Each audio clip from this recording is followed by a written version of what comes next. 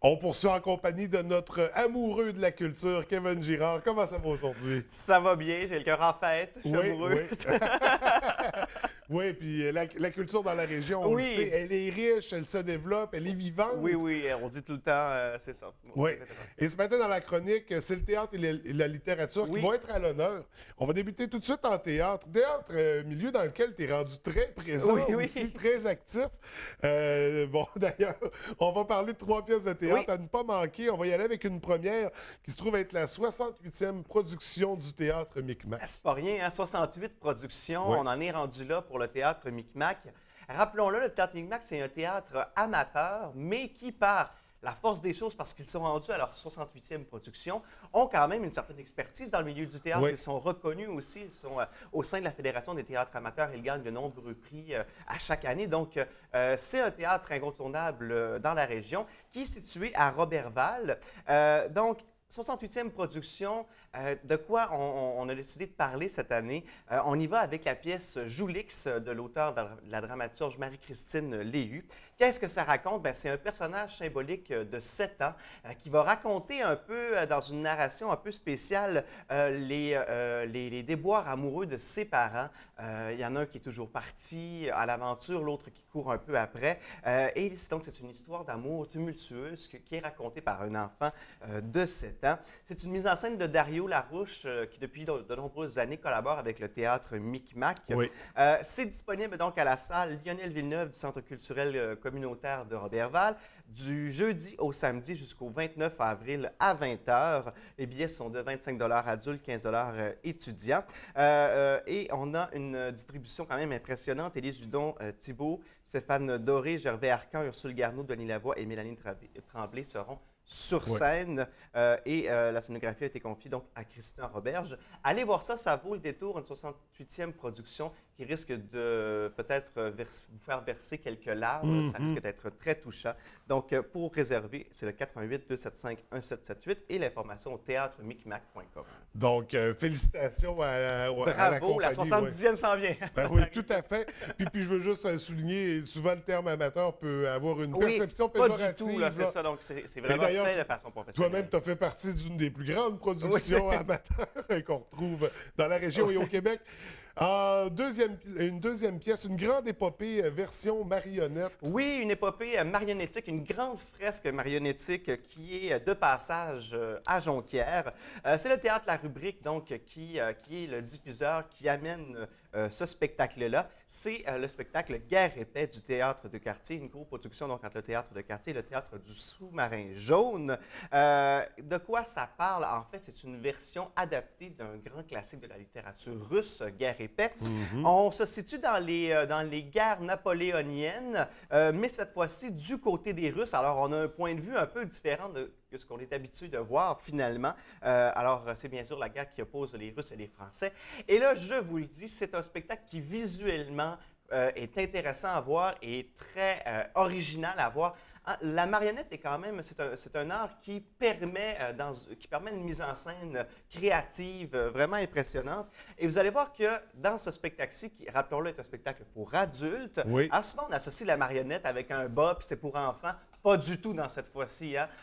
J'en ai vu des extraits. Je peux vous dire que le moment où on a 2 espèces de grands cartons qui représentent des soldats qui bougent, on y croit vraiment, même si notre cerveau dit bon, c'est juste des cartons. Non, l'ambiance sonore, la manipulation des marionnettes fait en sorte qu'on croit à tout. On est vraiment transporté dans ce spectacle-là. Les billets sont au coût de 35 $ réguliers, 25 $ étudiants, mais je vous le dis, ça vaut la peine pour toute donc la mise en scène qui est incroyable. C'est un texte de Louis-Dominique Lavigne avec la distribution Paul-Patrick Charbonneau, Antoine Laprise, Jacques Laroche et Julie Renaud qui sont sur scène. C'est le 21 avril 2017, donc pas ce vendredi, mais l'autre à 20h à la salle Pierrette-Godreau du Mont-Jacob. Allez-y, donc, pour découvrir la marionnette, meilleure façon. Oui, la marionnette De pour la découvrir. adultes, on le rappelle.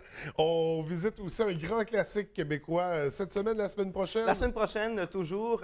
En fait, ce sont mes étudiants du Théâtre La Rubrique des ateliers réguliers pour adultes du Théâtre La Rubrique qui vont présenter Zone, qui est de Marcel Dubé, qui est un des plus grands classiques québécois en théâtre. C'est une histoire qui raconte l'épopée de quelques jeunes de la rue qui sont pris dans une contrebande de cigarettes. Ils se font arrêter, sont passés en interrogatoire et il y a quelque chose donc dans l'interrogatoire qui va se passer, qui va faire en sorte qu'il va changer vraiment tout le cours de l'enquête finalement. Oui. C'est des personnages tragiques, c'est des personnages touchants, c'est des personnages, ma foi, très drôles parfois aussi. Alors la distribution, Isabelle Fournel, Geneviève Gagnon, Valérie Gaudreau, Marouane Jabari, Sophie Lacroix, Émilie Larouche, Solange Noël, Jessica Normando et Valérie Raté seront sur scène. Donc 9 comédiens. On a modifié un petit peu la pièce. Ce sera beaucoup de personnages féminins. Habituellement, la pièce originale, c'est beaucoup de personnages masculins. On a changé un petit peu la donne, mais ça fonctionne. C'est samedi, le 22 avril, pas samedi-ci, mais l'autre, à 19 h, toujours à la salle Pierrette Gaudreau du Mont-Jacob. Et il y a une petite contribution toute simple de 5 $ à l'entrée pour encourager donc, le groupe adulte. Donc, venez voir ça. Ça risque d'être aussi très intéressant. Oui, donc une autre pièce, là, on encourage la jeunesse, oui. La relève au niveau du théâtre. La relève plutôt, oui, c'est ça. Et là, on transfère du côté littéraire. Oui. En fait, 2 événements qui sortent de l'ordinaire. On débute avec un dîner culturel. Oui, un dîner culturel qui tout ça est sous le chapeau de la Journée mondiale du livre et du droit d'auteur, oui. Qui est le 23 avril. Mais là, on commence déjà les préparatifs pour cet événement-là.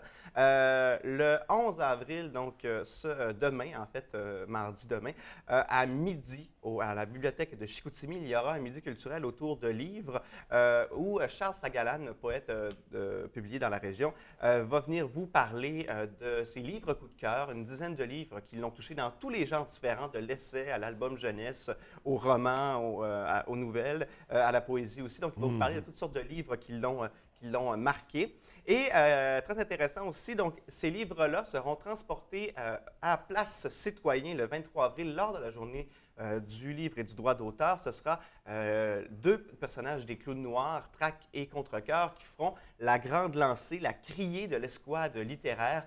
Alors, une dizaine de personnalités du milieu du livre au Saguenay vont décrier, vont lire des extraits de ces romans-là qu'on aura exploités avec Charles Sagalan.